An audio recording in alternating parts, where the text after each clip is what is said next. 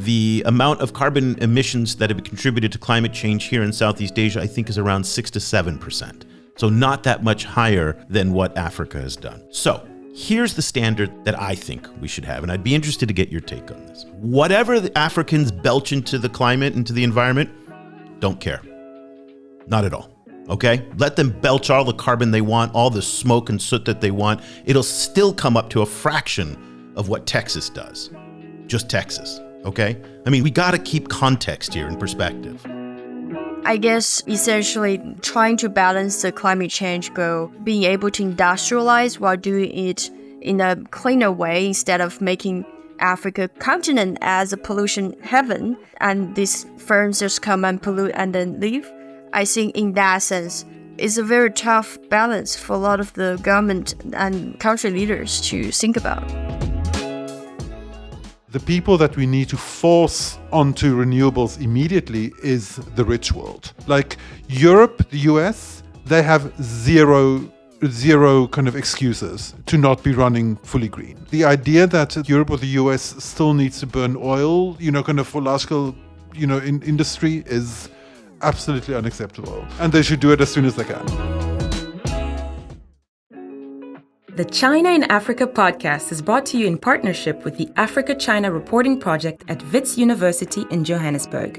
The ACRP promotes balanced, considered reporting on China-Africa relations through training programs held throughout the year.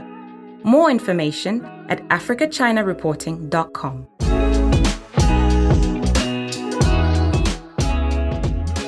Hello and welcome to another edition of the China in Africa podcast, a proud member of the Sinica Podcast Network.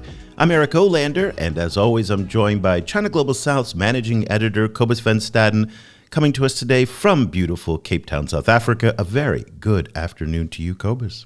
Good afternoon. Cobus, we are still in the haze and recovering from the FOCAC summit that took place in Beijing on September 4th to the 6th. As we've been talking about for a long time, and not even just in the aftermath of FOCAC, but as expected, manufacturing and industrialization were big priorities and big topics of discussion at the event. This is, of course, nothing new. This has been a priority on the African agenda for quite some time, going back years, in fact. And I remember all the way back 15 years ago when you and I started this podcast, and that was about the time that the famous Huajian shoe factory had moved to Ethiopia and set up shop in Ethiopia. There was a lot of expectation that Chinese companies were going to offshore their manufacturing in search of cheaper places to hire people and to make things. And Africa was going to be a place because of its abundant labor supply. Well, we know that didn't happen, but that doesn't mean that industrialization and manufacturing are not still very much on the agenda. And in fact, we have seen over the years rather sizable inflows of Chinese companies setting up shop in places like South Africa, in Morocco, in Nigeria, and elsewhere. But rather than making products that would be exported to the rest of the world like we have here in Vietnam, a lot of the manufacturing that's taking place by Chinese companies is for domestic or continental markets in Africa. And I think that's really important for us to be able to understand what is the definition of industrialization when we talk about it in an African context, because in many cases, I think people will apply the traditional models that we've seen, say, from the tigers out here in Asia who went from agriculture to light industry to heavy industry to high tech and followed that path. You've contended over the past, I'd say 6-7 months, that that's probably not going to be the path that most African countries take. And so I think to start our discussion today, talking about Chinese industrialization and manufacturing in Africa, we first have to define those terms in an African context. And again, there is no singular African context given the diversity of the markets, but give us an overview of how you see the issue from your vantage point in South Africa. Well, in the first place, I have to add a caveat that I am no economist. But the way that I see it is that in many cases, what one probably won't see is the Asian model of mass manufacturing for mass export. I mean, some of that might happen, and we did see it in action in some cases in Ethiopia, for example. But that has proven harder to sustain. What seems to be more prevalent is really an exploration of African markets through then forms of industrialization industrialization, manufacturing, and assembly. So we're seeing, assembly, for example, of Chinese mobile phones happening in Kenya, and the micro-mobilities, different kinds of electric scooters and so on, starting to be put together and sold in various African markets. So, I think Africa's strength, of course, is the size of its market, and it really is the last emerging market in the world. And so it seems like in order to make the manufacturing work and industrialization work, it would have to be tailored to these specific realities. One, hitting the market where they are, but at the same time also then trying to mitigate for all of the other problems that Africa has, including infrastructure and electricity specifically. Well, the other theme that emerged quite prominently at FOCAC, of course, is the green transition and new energy. Again, none of this is a surprise. These have been very prominent talking points for the Chinese for many years. And coincidentally, with new data that we saw from Boston University's Global Development Policy Center on lending patterns in China that also reflect this emphasis on green energy, renewable energy, distributed solar and distributed power networks and whatnot. And so when we talk about manufacturing and industrialization and put that together with low carbon priorities, that makes for a very interesting discussion. And there was a new paper that came out earlier this year by the Boston University Global Development Policy Center entitled Chinese Economic Ties and Low Carbon Industrialization in Africa. It was written by Solomon Ouso, Gideon Indubuisi, and Keyi Tang. And we are thrilled to have Keyi join us from Barcelona, where she is a new assistant professor at the ESADE Business School. Keyi, a very good afternoon to you, and thank you for taking the time to be with us. Thank you, Eric and Cobus. I'm so honored to be here in one of my favorite podcasts for a long time. Well, thank you so much, and we're so happy to have you, and congratulations both on the move to Barcelona, but also on this fantastic paper that talked about, again, manufacturing and industrialization, which are just hot topics today. You and your co-authors looked at Chinese investment and low-carbon industrialization in 34 African countries. Let's start our conversation with an overview of some of your key findings.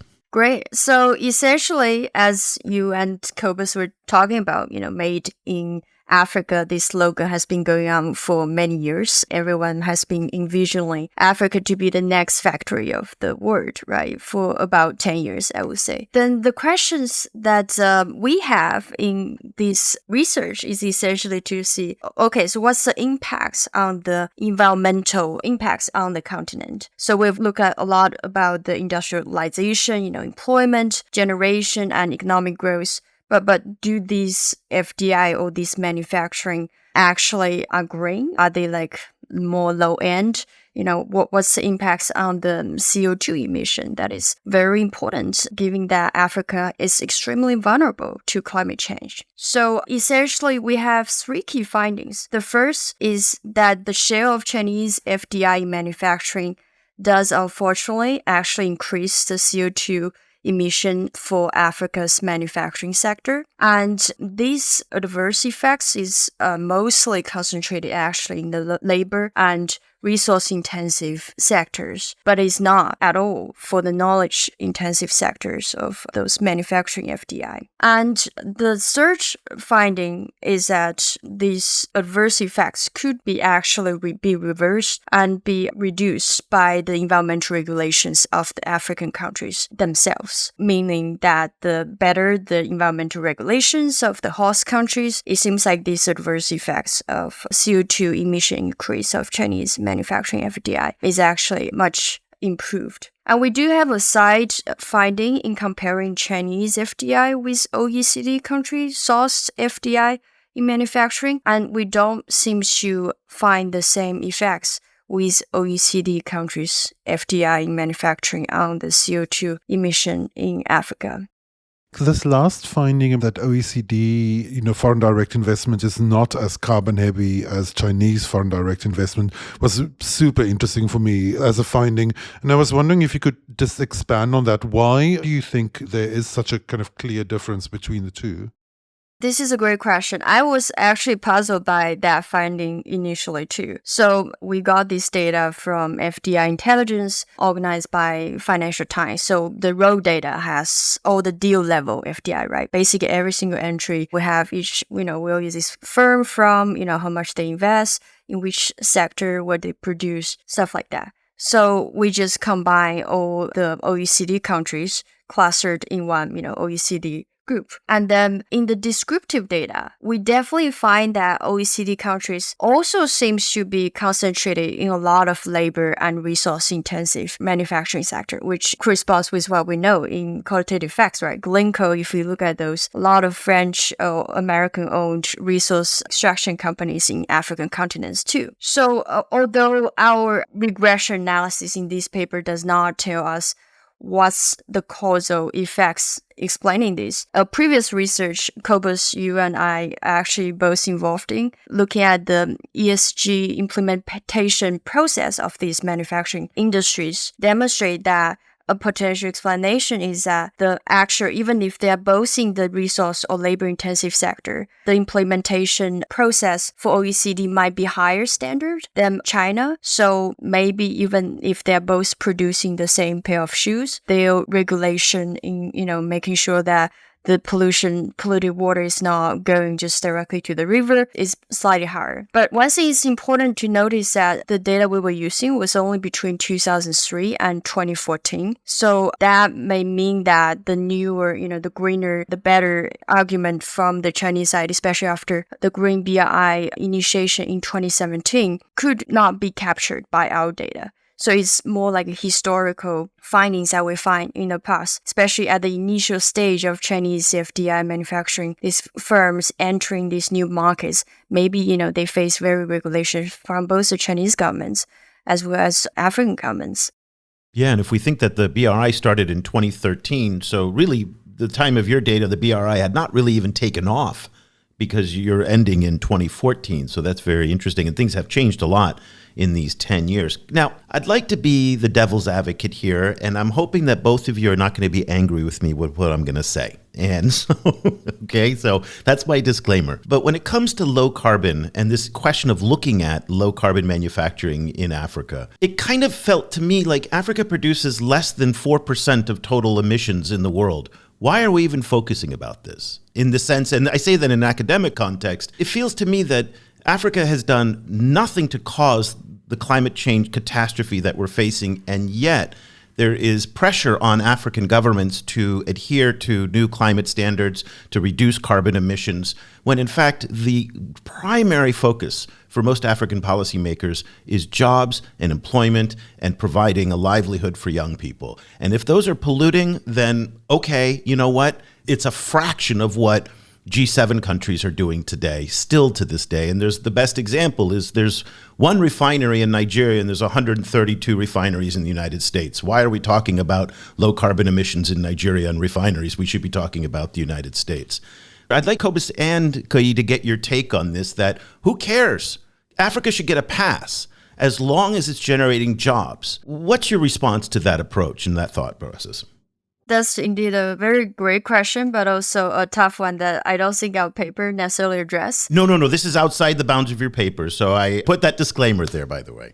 Okay, cool. I agree with you in the sense that sometimes it's about trying to balance the short-term goal and the long-term goal, right? When I talk about short-term goal, I'm talking about, as you're saying, employment, generation, economic growth. People are hungry. They need food. They need to have jobs to pay for their kids to get to school. Those are extremely important short to medium term goal. But I guess essentially trying to balance the climate change goal, being able to industrialize while doing it in a cleaner way instead of making Africa continent as a pollution heaven and these firms just come and pollute and then leave.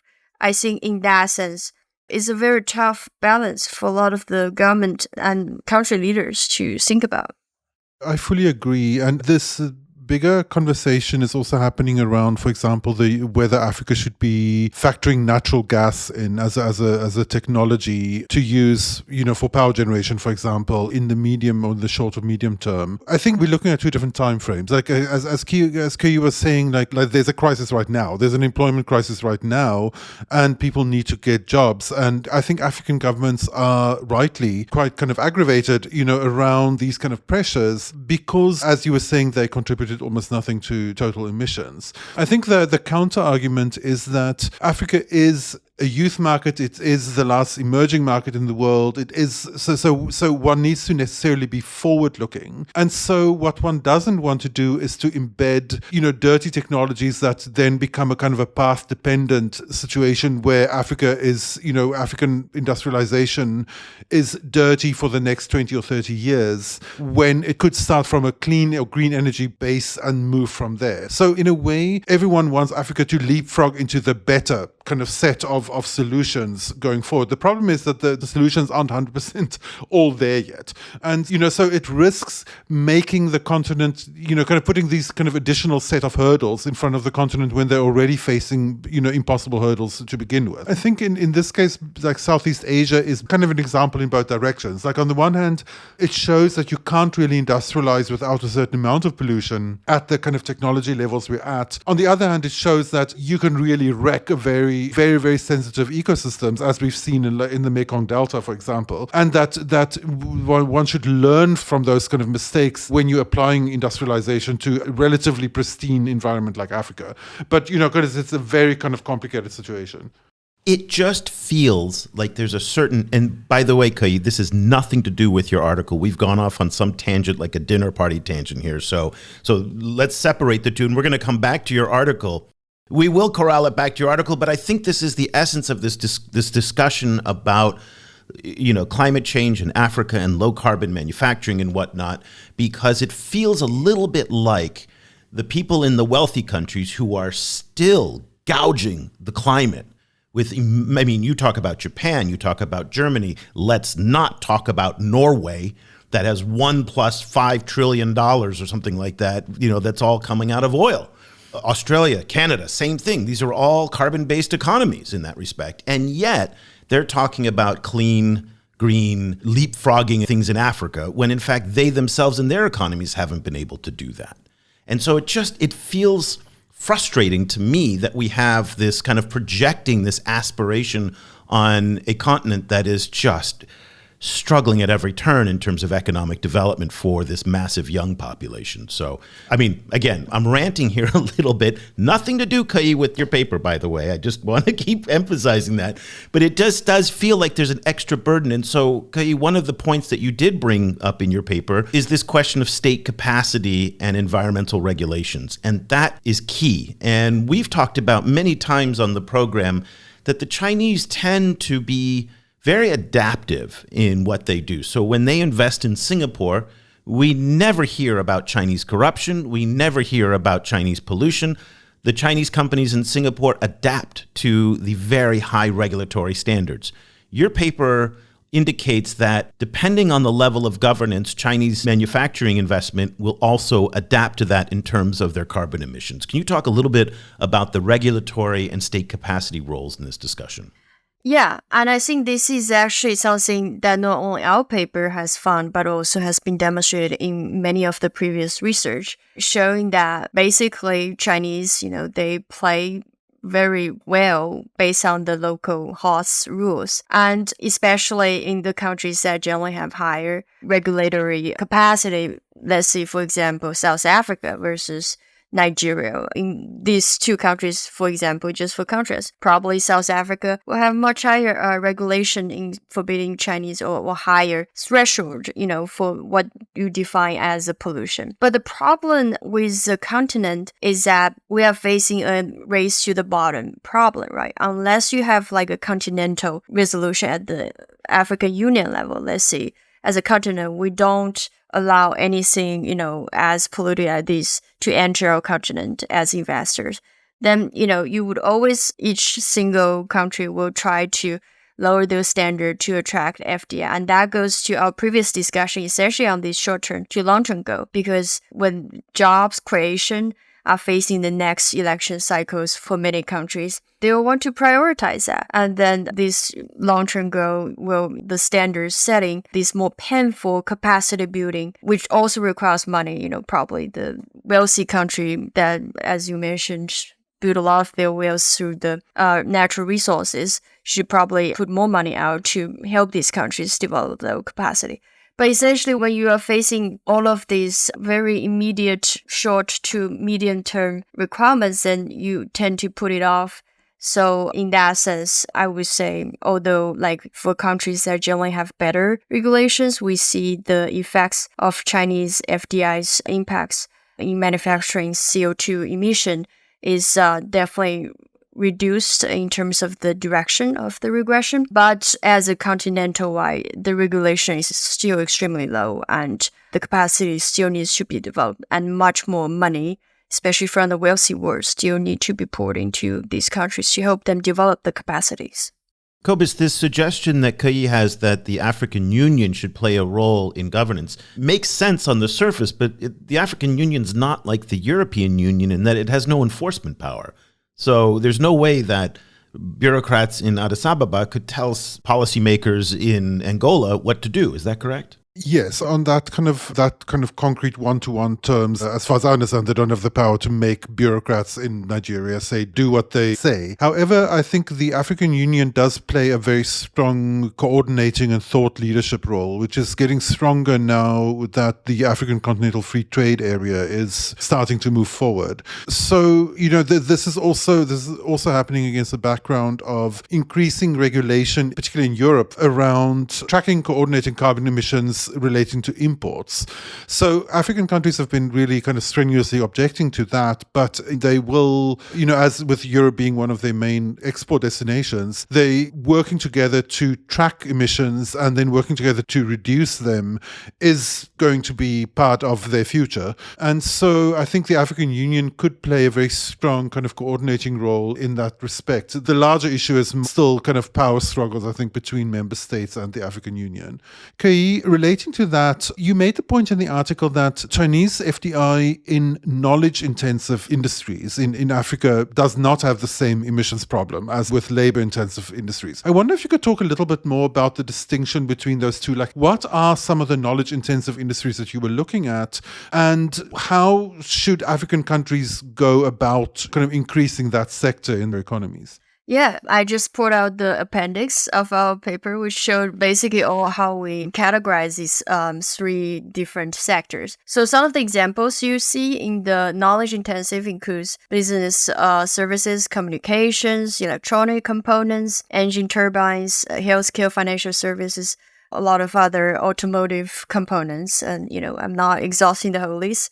But this is one of the most exciting findings from this paper too, is essentially we demonstrate that the different sources of FDI does matter. It's not like all Chinese FDI in manufacturing is only go to shoemaking or Siemens. Especially, I think in recent years with ICT booming in many of the countries, I think Huawei, ZTE are big players in those sectors. We did not see any adverse impacts on the CO2 emission. And it does give us a light at the end of the tunnel that if the governments of these African host countries of FDI could try to, provide different incentive like subsidies or lower tax in certain sectors that is more concentrated with these technology and knowledge intensive FDI, there is a way out, right? You get the jobs you need, you get the economic growth, while at the same time, the CO2 emission is not substantially increased. So I think that's definitely something many countries, could take away from this paper. When you look at the findings of your paper that went up until 2014, and you've obviously been studying this quite a long time now, and you look at the trends that we've seen, say, in the past 10 years since 2014, how much of what you laid out in your paper is actually happening now, or not for that matter? How is the reality of the post-2014 era aligning with your findings? Unfortunately, we definitely want to study up to the present, but unfortunately, because for the CO2 emission data, we only have up to 2014, so that really restricts our analysis.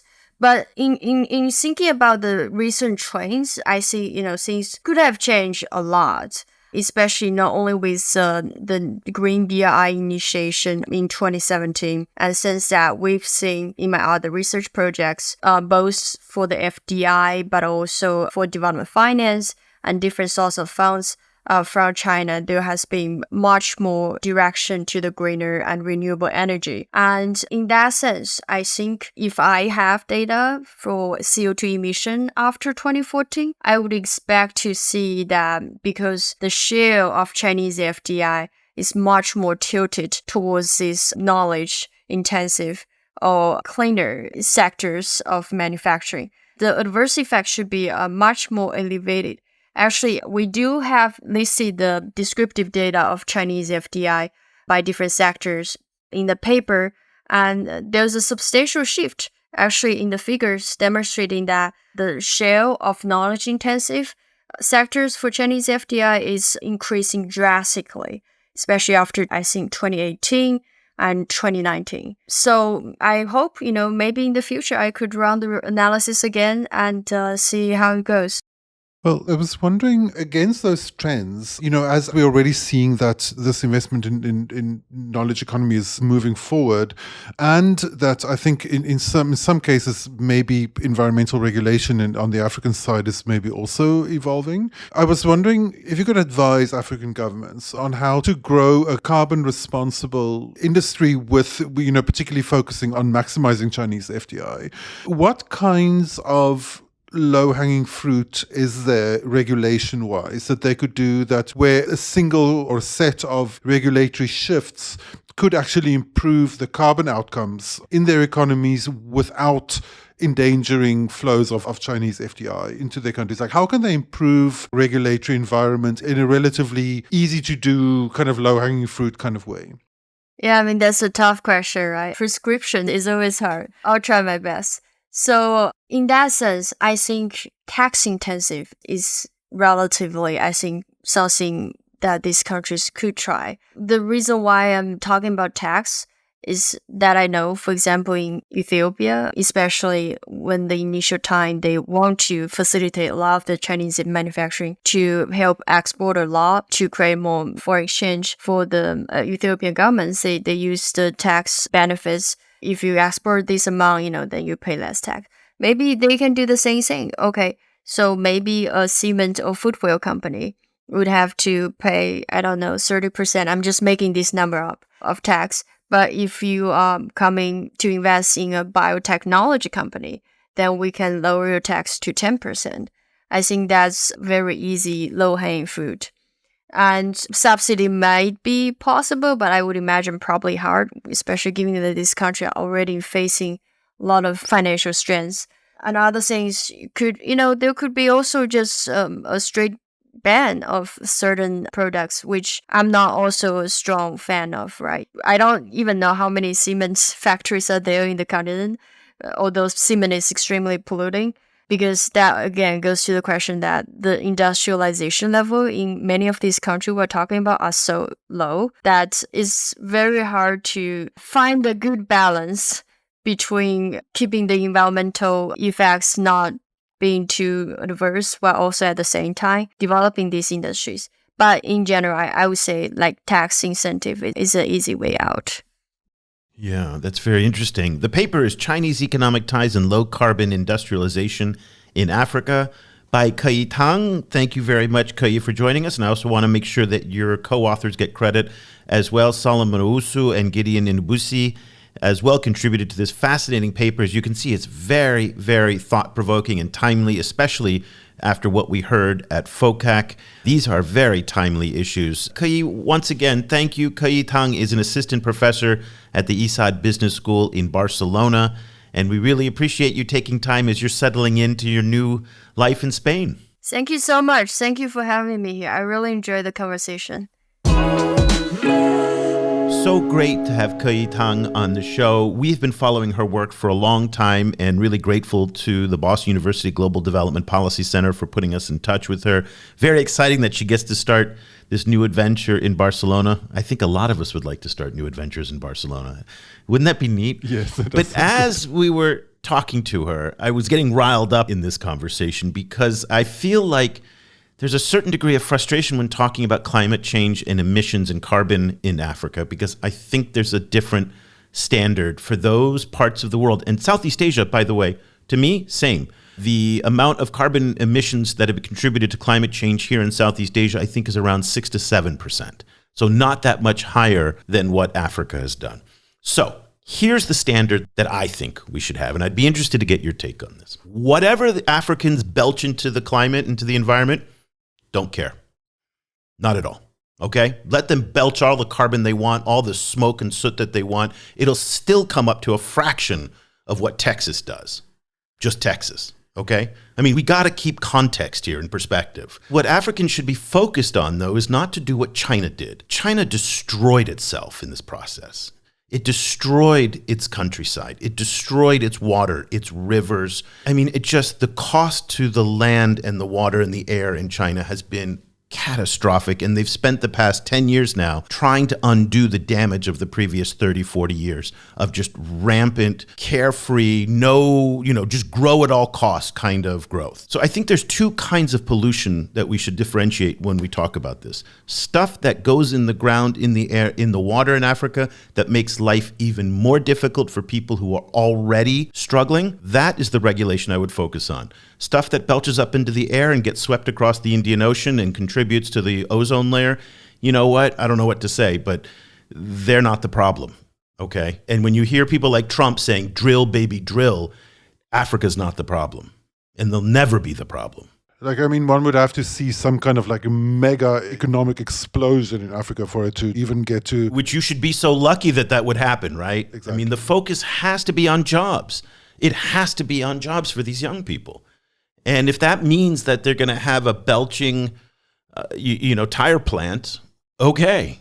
They have a belching tire plant so long as the authorities make sure that the water isn't polluted and that the land isn't polluted and that the air, as it pollutes, doesn't necessarily kill the people within 2 kilometers of that plant. That should be the priority. Well, this is exactly where the liquid natural gas as a transition, technology conversation is really taking place. By the way, that's a talking point of the fossil fuel industry right there. You are... It is. And it's one of the reasons why Saudi Arabia and the UAE are so actively working in promoting some of these projects in Africa, even as they also do the UAE specifically also does some green stuff. And I know that natural gas conversation makes environmentalists crazy, and I fully understand why. If you look at several countries in Africa, if you move them from their current kind of coal dependence and biomass burning dependence to natural gas, that is actually in lots of ways an environmental win. And I fully understand the problems of natural gas path dependency, and the danger of that and locking them into natural gas for the next 30, 40 years. I fully see that that's a problem. However, I tend to agree with you that the people that we need to force onto renewables immediately is the rich world. Like Europe, the US, they have zero kind of excuses to not be running fully green. The idea that Europe or the US still needs to burn oil, kind of for large-scale in industry is absolutely unacceptable. They should be using their deep pockets and their 200 years of making money by sponging off the rest of the world to pay for their own transition. And they should do it as soon as they can. So in that sense, I think Africa should be getting a lot more leeway to be able to use things like natural gas in order to industrialize as they need to. Like he was mentioning cement making. Cement making notoriously horribly polluting. And yet the fact that Africa only has a few cement factories is a key factor in why Africa can't move forward to create more jobs. So again, Africa needs to get a free pass. Yeah, and which, by the way, the Chinese are actually involved in building cement factories in Africa. There's a second benefit to building both refineries and plants like cement factories is that it also reduces on the import demands. And so that means they don't have to import as much from other countries and things are produced domestically. I saw a factoid this week, blew me away, talking about natural gas. Did you know that Nigeria has 200 trillion cubic feet of natural gas and is Africa's largest gas reserves? I mean, just incredible wealth. When you think about that wealth, it's incredible. And I mean, 200 trillion cubic feet. I don't even know what that means. Okay, that just feels like a huge amount. But it's just so wrenching to watch a country that has so much natural wealth, and this is the same in the DRC as well, and yet so much poverty above ground. and so much dysfunction above ground. And you just think, my God, if there was a way to capture that and do something productive with it. I mean, the way that the Emirates have done with, probably, I don't even know how much the Emirates has, but it's an enormous amount of natural gas wealth that's sitting under that small country. And you think the benefit that this money could bring to a continent and to a region and to a country that is struggling as much as Nigeria is, as well as the DRC.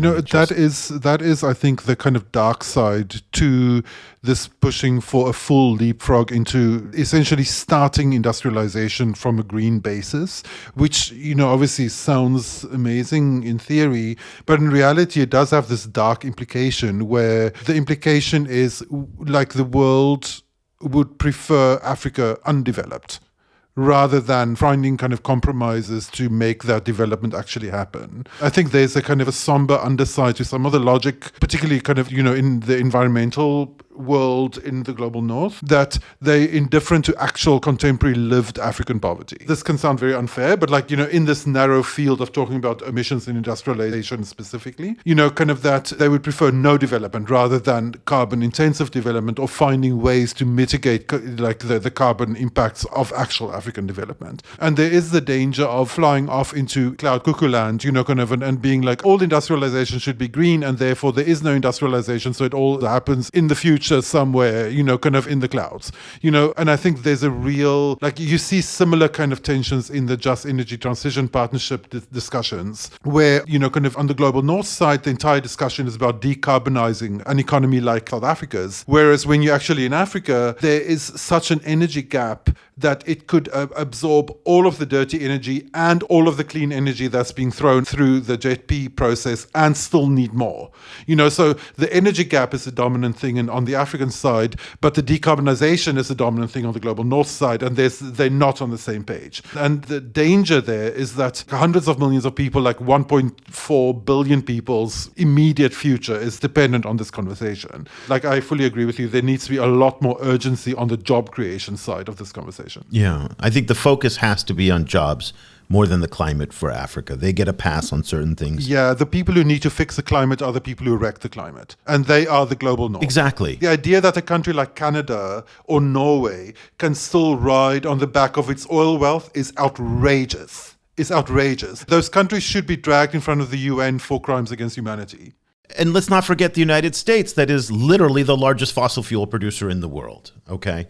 So let's shift gears very quickly just before we go. This question of Chinese companies adapting to the regulatory environment, it's very interesting that their research confirmed what you and I have been saying. I don't know if we've had research to it. I think our observations have been more anecdotal over the years, but it's interesting that they were able to actually see across 34 countries that is in fact the case.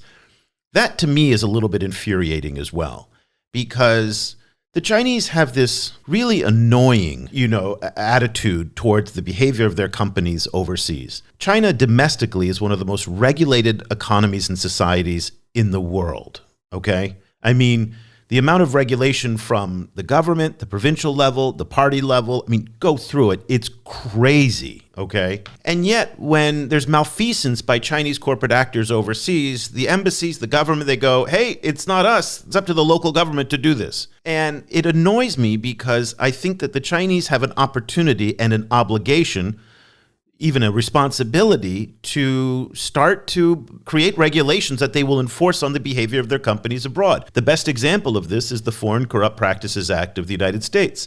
It's interesting because every year FCPA doesn't actually prosecute that many people. The fear of it makes sure that a lot of companies do actually pay attention to bribery, for example, and try to keep their hands clean. I'm not suggesting that it works 100%, but it is a tool that is effective. I think the Chinese need to start monitoring and enforcing regulations on illegal mining, on illegal polluting, and stop this business that in a low regulatory state, say the DRC or Mali, that they just let their companies do whatever they want. And then in a high regulatory state like South Africa, Singapore, Sweden, or anywhere else that has a stronger state capacity, Chinese companies behave. Those days need to come to an end. And if the local government can't do it, the Chinese government should be able to create regulations that says if you are found to be violating these laws, then you will suffer sanctions from the host government, which is China. And that is the behavior of a big boy country, and they're not behaving that way right now. And they still have this kind of plausible deniability to go, hey, it's not us. It's not us. And I think that to me is very frustrating. I fully agree. And I think if one happens to be kind of a global south country, some kind of recipient country, and you have the energy and the capacity, then it would be great if one of these governments of some such, if they find malfeasance or corruption or, kind of like bad ESG implementation, to then make a really big stink of it and like arrest the executives and make a big political issue out of it. Because the more you do that, the more it embarrasses China and the more they then do something. I know, but Cobus, we've had report after report by the Environmental Investigation Agency, by Earth Justice, by any number of organizations, by the way, not just Western organizations, but also African NGOs that have shown Chinese corporate complicity in the rosewood trade and some of the timber trades and some of the wildlife trades. We know exactly who the companies are. And if you and I know who the companies are, certainly the Chinese government does, yet they evade any kind of prosecution of any kind of accountability. And I know what's going to happen. I can see the comments right now on our YouTube page going, well, China's still a developing country and it doesn't have the capacity that the Europeans and the Americans have to do this kind of thing. And I say hogwash. The regulatory capacity of the Chinese is just incredible. Okay? I mean, that is one of their superpowers, is they know how to regulate. And they regulate very effectively domestically.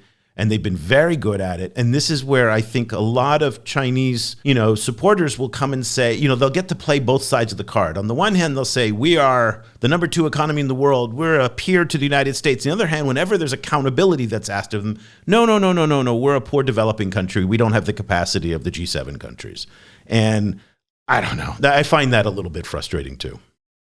I think the missing link is political will on the recipient country side, because we know that China refuses to engage with the NGO sector, internationally. So they don't care about all of these different reports. It just kind of bounces off them. So those reports have to be used to leverage some kind of action from a government. Because once it's a government-to-government thing, then that starts changing the calculus. Like my kind of, go back to that is the ivory ban of the mid-2010s. Like once the African government started putting pressure on the Chinese around ivory trade, they managed to get regulatory change within China. And that then had some kind of knock-on effect. While it's still living in the NGO world, the Chinese and the Africans just happily ignore it. Once there's an African government who actually makes us think about this, then it starts putting pressure on China.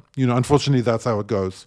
Well, it's not even just a Western NGO that makes the stink. If it comes out of a Western government, any Western stakeholder, Africans and Chinese, with some degree of understanding. I mean, I get why, because it's been a long history of that. They just kind of dismiss it. Okay, so we've pooped on the Western governments. We've pooped on the Chinese now.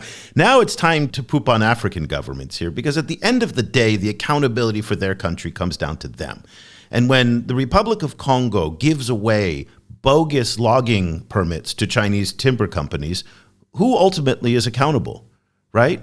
I mean, we can say weak state capacity, we can dress this all up in academic language, but at the end of the day, people are making decisions to sell out their own countries, to sell out their own environments for money, and to sell out the youth and the next generation who are going to have to rely on whatever's left for them. And so we look at, for example, in Ghana, how year after year, we know that the Chinese are engaged in illegal fishing. We know that there are fines. We know that the government is aware of it, yet they don't do anything about it. And at the end of the day, I hold those officials, accountable and responsible. And I know that a lot of young people in Ghana feel exactly the same way. They are as frustrated with their governments as anybody. So this is not even an African thing.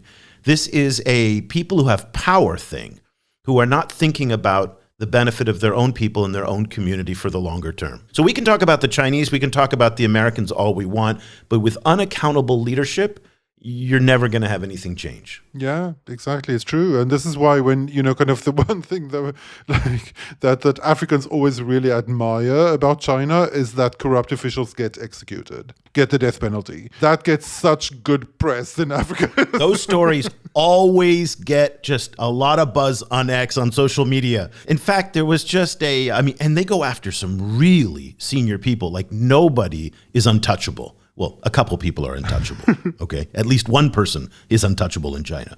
But everybody south of that person is touchable. That didn't come out right, but you know what I mean?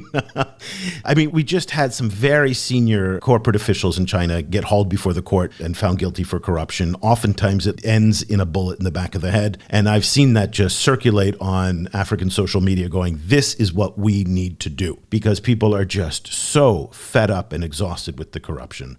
In the West, people kind of look at it in horror that a politician would be killed or a corporate leader would be killed for corruption. By the way, it's the same here in Vietnam too. Depending on the extent of your corruption, you will get a bullet in the back of your head. And I think that is, for people who are so frustrated by it, I can understand that feeling. I totally get it. I don't necessarily support it, but I understand where it's coming from. There's no doubt we're going to get comments today on this show.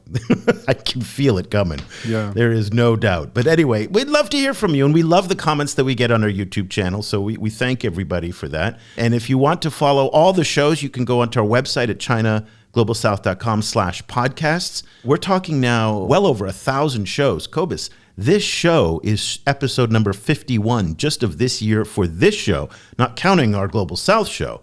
So we've done 51 shows already this year, and the year's still got a long way to go before the end. So we just love doing this, and we'd love for you to join our journey. Come over to ChinaGlobalSouth.com.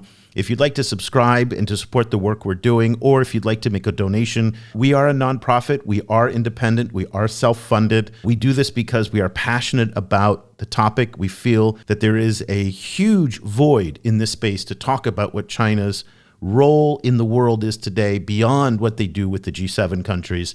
We've said this over and over again, that we thought that by this time in our journey doing this project, that there would be 10, 20 different versions of the China Global South project all over the world. Well, there aren't. And that's why the work that we're doing in Asia, Africa, and the Middle East, in French and in Arabic is so important, and we would love to have your support. Once again, ChinaGlobalSouth.com/subscribe. Subscriptions are very cheap. And if you are a student or teacher, just email me, Eric at ChinaGlobalSouth.com, and I will send you the links for half off these subscriptions starting at just $10 a month. So Cobus, thank you for a very lively discussion. We'll be back again next week with episode 52 of the China in Africa podcast. Until then, I'm Eric Olander for Cobus van Staden in Cape Town. Thanks so much for listening.